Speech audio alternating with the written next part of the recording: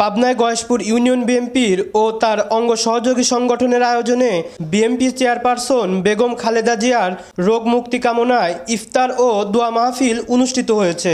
বৃহস্পতিবার ২৭ মার্চ বিকেলে সদর উপজেলার গয়েশপুর ইউনিয়নের মাওলানা কসিমউদ্দিন চিতি উচ্চ বিদ্যালয় স্কুল মাঠে ইউনিয়ন স্বেচ্ছাসেবক দলের সাবেক সাধারণ সম্পাদক সবুজ পারভেজের সার্বিক সহযোগিতায় এই দোয়া ও ইফতার মাহফিল অনুষ্ঠিত হয়। অনুষ্ঠানে প্রধান অতিথি হিসেবে উপস্থিত ছিলেন জেলা বিএনপির সাবেক সাংগঠনিক সম্পাদক মাহমুদুন্নবী স্বপন।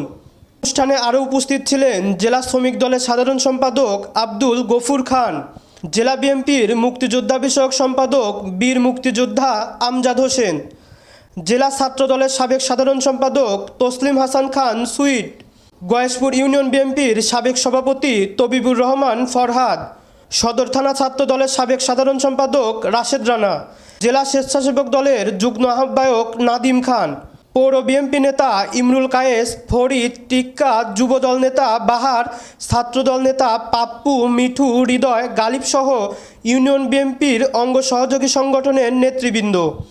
অনুষ্ঠান পরিচালনা করেন জেলা স্বেচ্ছাসেবক দলের যুগ্ম আহ্বায়ক আহসান হাবিব আকাশ। ইফতারের আগ মুহূর্তে বিএনপি চেয়ারপারসন বেগম খালেদা জিয়ার রোগ মুক্তি কামনা ও দেশবাসীর মঙ্গল কামনা করে দোয়া মোনাজাত অনুষ্ঠিত হয়। News desk, Pabna Tribune.